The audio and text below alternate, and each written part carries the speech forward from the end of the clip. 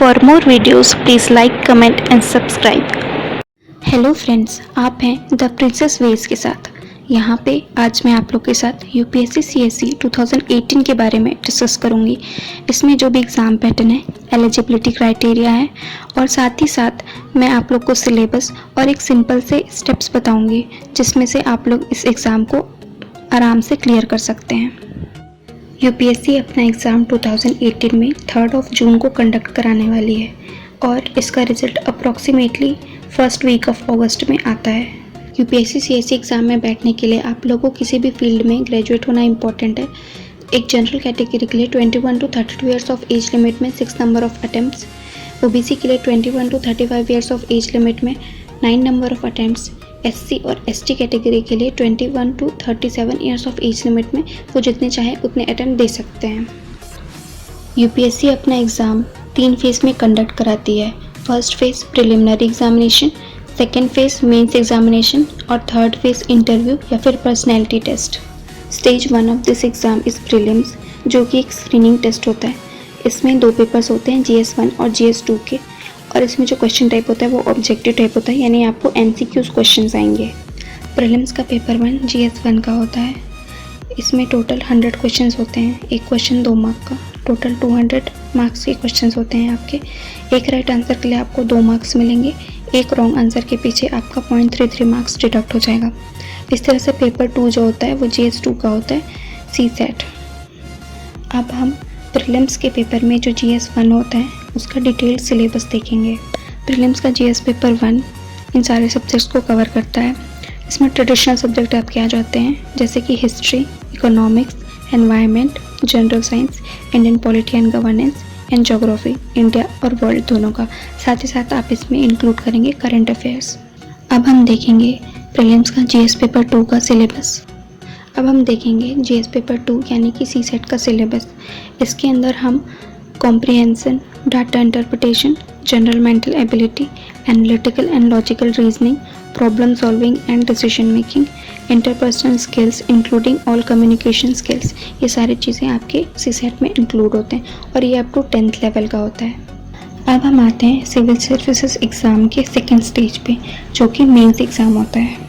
In this exam, UPSC wants to assess the overall intellectual traits and the depth of understanding of candidates rather than merely the range of their information and memory. ऐसा बोला जाता है कि UPSC जो भी questions देती है mains के एग्ज़ाम में, और मेंस जो है सब्जेक्टिव होता है, यूपीएससी बोलती है कि किसी भी स्पेशल स्टडी के न किए बगैर एक वेल एजुकेटेड पर्सन इन सारे क्वेश्चंस को आसानी से अटेम्प्ट कर सकता है। The main goal of UPSC here is that UPSC wants to test the candidate's basic understanding on all relevant issues and ability to analyze and take a view on conflicting socio-economic goals, objectives and demands. The candidates must give a relevant and meaningful answers on these questions. Mains exam में total 9 paper होते हैं। इसमें जो first 2 papers होते हैं वो qualifying papers होते हैं, और ये जो 2 पेपर होते हैं ये लैंग्वेज के पेपर होते हैं। पेपर A जो होता है इसमें आप 8th शेड्यूल से कोई सा भी लैंग्वेज चूज़ करके आप इस पेपर को क्वालिफाई कर सकते हैं। और हाँ, एक इम्पॉर्टेंट बात, पेपर A जो होता है वो इन स्टेट्स के लिए कंपलसरी नहीं होता है। मतलब मिज़ोरम, अरुणाचल प्रदेश, सिक्किम, मेघालय, मणिपुर और नागालैंड के कैंडिडेट्स के लिए ये पेपर देना कंपलसरी नहीं होता है। और जो पेपर B होता है ये इंग्लिश लैंग्वेज में देना कंपलसरी होता है। Now the papers which are to be counted for final ranking or merit list are paper 1 which is of essay, paper 2, 3, 4, 5, 6, 7, paper 2 से लेकर 5 तक GS 1, 2, 3, 4, paper 6 to 7 optional का पेपर होता है। Now in mains examination the papers which are to be counted for merit are paper 1 is of essay, 250 marks and duration is 3 hours। इसमें जो भी आपको टॉपिक दिया गया होगा उसमें आपको essay लिखना है। Now first we will see the syllabus of paper 2, 3, 4 and 5. Paper 2 is of GS1. इसका syllabus है Indian Heritage and Culture, History and Geography of World and Society. Paper 3 जो होता है वो GS2 का होता है। इसमें हम पढ़ते हैं constitution, governance, polity, social justice and international relations. Paper 4 जो होता है वो GS3 का होता है। इसका सिलेबस है economic development, technology, environment and biodiversity, disaster management and security. Paper 5 जो कि GS 4 का होता है, इसके अंदर हम एथिक्स, इंटीग्रिटी एंड एप्टीट्यूड पढ़ते हैं। पेपर 6 और 7 ऑप्शनल सब्जेक्ट का होता है। इसका ऐसा क्राइटेरिया होता है कि आपको यूपीएससी एक लिस्ट दी होती है सब्जेक्ट्स की। उस लिस्ट में से आपको अपने इंटरेस्ट और अपनी चॉइस के अनुसार से कोई भी एक सब्जेक्ट चूज़ करना है और उसी सब्जेक्ट में से आपके 2 ऑप्शनल पेपर 1 और ऑप्शनल पेपर 2 का एग्ज़ाम होगा। ऑप्शनल सब्जेक्ट के लिए कैंडिडेट्स जो सब्जेक्ट चूज़ कर सकते हैं वो इस अनुसार हैं: agriculture, anthropology, botany, chemistry, civil engineering, commerce and accountancy, economics, electrical engineering, geography, geology, history, law, management, mathematics, mechanical engineering, medical science, philosophy, physics, psychology, public administration, zoology, sociology, statistics, political science and international relations, animal husbandry and veterinary science, literature of any of the non English languages. अब हम देख लेते हैं कि इन papers के कितने marks हैं और कितना ड्यूरेशन दिया जाता है। जो फर्स्ट पेपर 2 पेपर्स होते हैं, जो क्वालिफाइंग पेपर मैंने लैंग्वेज का बताया था, ये ईच 300 मार्क्स के होते हैं और इसका ड्यूरेशन भी 3 आवर्स होता है। पेपर 1 से पेपर 5 तक यानी कि एसे और जीएस पेपर 1 से जीएस पेपर 4 तक सारे ईच पेपर जो हैं वो 250 मार्क्स के होते हैं और इसका टाइम ड्यूरेशन होता है 3 आवर्स। ऑप्शनल पेपर की जो भी मार्क्स होते हैं वो भी ईच पेपर 250 मार्क्स का होता है और इसका टाइम ड्यूरेशन होता है 3 आवर्स। यानी कि हम देख सकते हैं कि मेंस का जितने भी मेरिट के लिए काउंट होता है या फिर फाइनल रैंकिंग के लिए जो काउंट होता है उसमें टोटल मार्क्स होता है 1750। अब हम आते हैं यूपीएससी के स्टेज 3 में, जो कि इंटरव्यू होता है या फिर पर्सनैलिटी टेस्ट के नाम से भी जाना जाता है। जो भी कैंडिडेट मेंस एग्ज़ाम को क्लियर करते हैं उनको इंटरव्यू के लिए कॉल आता है और इस इंटरव्यू में आप फेस टू फेस यूपीएससी के बोर्ड मेंबर्स के साथ आपकी डिस्कशन होती है और क्वेश्चन आंसर का राउंड चलता है। इस राउंड में यूपीएससी के बोर्ड मेंबर्स आपकी पर्सनैलिटी को चेक करते हैं, आपका स्ट्रेस लेवल, आपकी हॉबीज़ के अनुसार आपको क्वेश्चन पूछा जाएगा। इसमें हॉबीज़ एक बहुत इंपॉर्टेंट पार्ट होता है। आपको फॉर्म फिल करना पड़ता है इंटरव्यू के लिए और आप जो हॉबी डालोगे आपको उस हॉबी से क्वेश्चन आंसर पूछे जा सकते हैं। करंट अफेयर्स से, जीके से और डिफरेंट सिचुएशंस रख के आपको क्वेश्चन पूछे जा सकते हैं, इसलिए आपको इंटरव्यू के लिए अच्छे से तैयारी करनी पड़ेगी। और ये जो फाइनल राउंड होता है, मतलब जो पर्सनैलिटी टेस्ट है या फिर इंटरव्यू जो हम जिसकी बात कर रहे हैं, ये सिर्फ यूपीएससी भवन जो कि न्यू दिल्ली पे है यहीं पे होता है। आइए अब हम बात करते हैं यूपीएससी को कैसे टारगेट किया जाए। देखिए, सब यही सोचते हैं, खासकर जो यूपीएससी एग्ज़ाम में अपेयर होने वाले हैं, कि ये बहुत हाई लेवल एग्ज़ाम है। हाई लेवल एग्ज़ाम तो है क्योंकि ये इतना प्रिविलेज देता है, इतना पावर देता है। तो इस हाई लेवल एग्ज़ाम को कैसे हम सिंपल वे में स्टडी कर सकते हैं।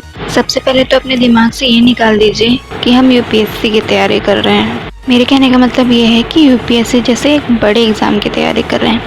हमें इसमें उतनी ही मेहनत की ज़रूरत होती है जितनी हमने क्लास 10th बोर्ड या क्लास 12th बोर्ड के एग्ज़ाम में हमने जो मेहनत की थी। अगर हम वो मेहनत, वो लगन इसमें लगा दें तो हम एक बार में क्लियर कर जाएंगे इस एग्ज़ाम को। यूपीएससी एग्ज़ाम के लिए हमें एक शांत दिमाग, एक स्टेबल दिमाग चाहिए होता है, जो हम इधर उधर ना भटके हमारा दिमाग, और हम जो हैं एक फोकस सिर्फ यूपीएससी की तरफ हम अपना फोकस रख सकें। तो यूपीएससी की प्रिपरेशन में हम सबसे पहले मेंस एग्ज़ाम का प्रिपेयर करेंगे, क्योंकि वो सबसे पहले तो सब्जेक्टिव होता है और दूसरी बात ये कि उसमें जो सिलेबस होता है वो थोड़ा वास्ट होता है प्री से। और तीसरी मोस्ट इम्पॉर्टेंट बात ये है कि अगर हम मेंस पहले पढ़ रहे हैं तो उसमें हमारा प्री भी कवर हो जाता है। इसका मतलब ये नहीं है कि हम प्री का सिलेबस छोड़ रहे हैं। इनफैक्ट अगर हम सिर्फ प्री की तैयारी करेंगे सबसे पहले तो हमारा मेंस छूट जाता है। इस वजह से पहले हम मेंस की तैयारी करेंगे। स्टार्टिंग का अभी जब आप तैयारी शुरू करेंगे तो आप मेंस की तैयारी शुरू करिए और टिल दिसंबर, इस ईयर के दिसंबर तक आप मेंस की तैयारी पूरी कंप्लीट करने का टारगेट रखिए।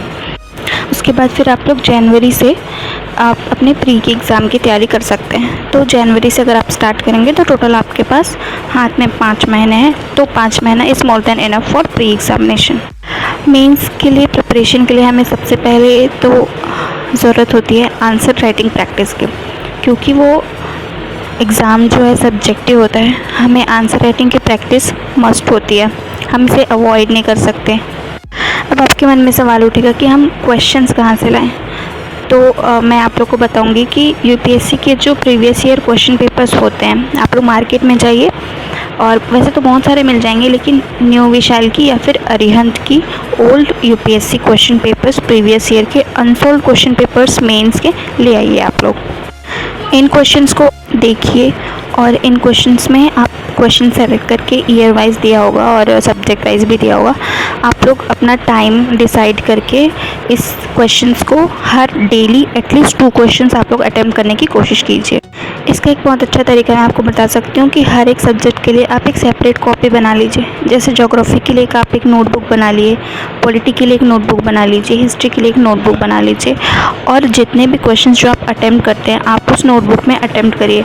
और मेन बात ध्यान रखिए कि जितनी भी वर्ड लिमिट दी हुई होती है आप उतने ही वर्ड लिमिट में कंप्लीट करने की कोशिश कीजिए अपना आंसर, और आपका आंसर बहुत ही प्रिसाइज, कॉन्साइज और एक अच्छा प्रेजेंटेटिव आंसर होना चाहिए।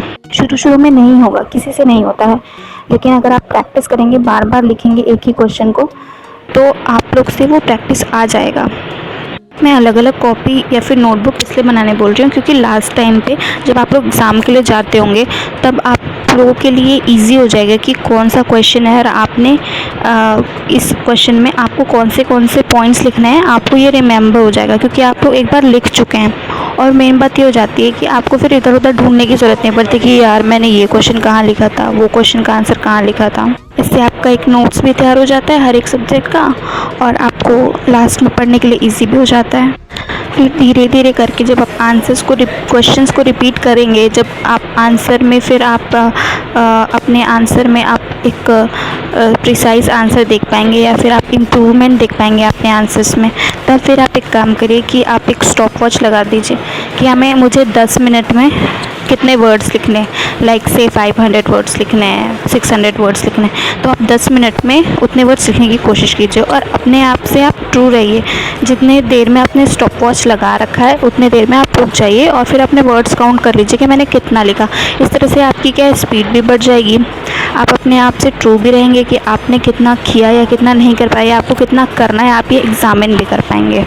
देखिए मैं ये सब इसलिए बोल रही हूँ क्योंकि UPSC is not only an exam of very hard work but it is also an exam of the smart work. That's why I am saying all this to you. अब इस आंसर राइटिंग से आपको क्या क्या benefit मिलेगा। सबसे पहले तो आपकी स्पीड इम्प्रूव हो जाएगी, आपको कॉन्फिडेंस आ जाएगा आपके आंसर लिखने में, ये तो मोस्ट इम्पॉर्टेंट चीज़ है। आपकी हैंड राइटिंग इम्प्रूव हो जाएगी, आपकी इंग्लिश वोकेबलरी, सेंटेंस मेकिंग जो पहले वीक थी अब और ज़्यादा अच्छी हो जाएगी। और इससे अच्छी सबसे इम्पोर्टेंट बात आपकी स्पोकन भी बढ़ जाएगी। जो इंग्लिश में हम एक्स्ट्रा क्लासेस करते हैं वो हम इससे ही कर सकते हैं। और इसमें मेन इम्पोर्टेंट बात ये भी होती है कि हम जो भी करते हैं या जो भी वर्ड्स हम लिखते हैं उसमें मतलब एक भारीपन होना चाहिए। हम जो भी वर्ड्स यूज़ कर रहे हैं अपने क्वेश्चन में, ताकि वो सामने वाले को इम्प्रेस कर सके। हमारा क्वेश्चन का जो आंसर होता है वो इम्प्रेसिव होना चाहिए। हम इस बात का ध्यान ज़रूर देंगे। अब हम बात करते हैं प्री एग्ज़ाम के बारे में, जो कि इस एग्ज़ाम का फर्स्ट स्टेज है। तो प्री एग्ज़ाम में हमारा जो क्वेश्चन का पैटर्न होता है वो एमसीक्यू फॉर्म में रहता है, मतलब ऑब्जेक्टिव टाइप पैटर्न होता है। हम इसे जनवरी से स्टार्ट करेंगे, तो जनवरी, फरवरी, मार्च, अप्रैल, मई, हमारे पास 5 महीने जो कि बहुत इनफ है इस प्री के लिए। तो अब हम देखेंगे कि इसमें ऑब्जेक्टिव टाइप के क्वेश्चंस होते हैं, तो इसलिए हमें किसी भी क्वेश्चन के आंसर का श्योरिटी होना बहुत इंपॉर्टेंट होता है। अगर आप श्योर हो तो आपको वो मार्क्स ज़रूर मिलेंगे, लेकिन आप जिस वक्त आप उसमें डाउट आ जाता है तो फिर हमें प्रॉब्लम हो जाती है। इसलिए हमें अपना जीके स्ट्रॉन्ग करना बहुत ज़रूरी है। और जब हम मेंस का पढ़ चुके होते हैं तो ऑलरेडी ये हमें हेल्प करता है कनेक्ट करने के लिए आंसर्स। तो इसलिए हम पहले मेंस की तैयारी करते हैं, उसके बाद प्री की तैयारी करते हैं, क्योंकि ये प्री में ज़रूर हेल्प करता है।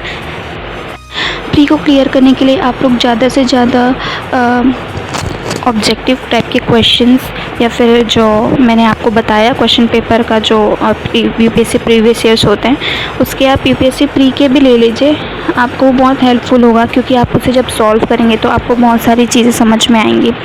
इस तरह से आप ऑब्जेक्टिव क्वेश्चन सॉल्व करने के लिए आप ज़्यादा से ज़्यादा ट्राई कर सकते हैं। और इसमें सबसे ज़्यादा इंपॉर्टेंट पार्ट आता है करंट अफेयर्स का। तो करंट अफेयर्स आप तैयारी कैसे करें? देखिए मार्केट में तो बहुत सारी चीज़ें मिलती हैं, लेकिन सबसे ज़्यादा आप अपने आप को किस पे रिलायबल करते हैं ये ज़्यादा इंपॉर्टेंट है। सबसे पहले तो आप न्यूज़पेपर, ये तो मस्त है, द हिंदू और द इंडियन एक्सप्रेस, ये 2 को बोला जाता है। आप इनमें से कोई से भी एक या फिर जैसे आपको टाइम लगे आप दोनों भी देख सकते हैं। तो इससे क्या होगा कि आपका करंट अफेयर्स का डे टू डे नॉलेज जो है वो इंक्रीज़ हो जाएगा। और सब्जेक्ट्स का तो आपको सब्जेक्ट्स पढ़ना ही है, तो वो तो आपका ट्रेडिशनल सब्जेक्ट जितने भी आप पढ़ते हैं उससे आपकी तैयारी हो जाएगी। अगर आप लोग चाहते हैं कि मैं आप लोग के लिए एक अच्छा सा टाइम टेबल बना के दे दूँ प्री का, तो मैं ज़रूर आपको दूँगी। आप नीचे कमेंट बॉक्स पे डाल दीजिए, मैं आपको जल्द से जल्द इसका टाइम टेबल बना के आपको डाल दूँगी। न्यूज़पेपर से क्या होगा कि आपका करंट अफेयर्स आपका स्ट्रॉन्ग हो जाएगा, और करंट अफेयर्स के लिए आप दूसरी चीज़ भी देख सकते हैं, जैसे कि आप मैगज़ीन अगर आप देखना चाहते हैं तो। पर न्यूज़पेपर तो मोस्ट रिलायबल माना जाता है, और ट्रेडिशनल सब्जेक्ट की जो इम्पोर्टेंस है वो तो आप सब्जेक्ट्स पढ़ ही रहे हैं, तो आपका वो सब्जेक्ट में कवर हो जाएगा। और अगर आप लोग को टाइम टेबल चाहिए प्री एग्ज़ाम के लिए तो मैं, और मेंस एग्ज़ाम के लिए भी, तो मैं श्योर शॉट आपको एक टाइम टेबल बना के दे सकती हूँ। अगर आपको चाहिए तो आप नीचे कमेंट बॉक्स पे कमेंट करें, जिससे मैं आपको जल्द से जल्द टाइम टेबल बना के दे सकूँ। Thank you friends for watching this video. For more videos, please like, comment and subscribe.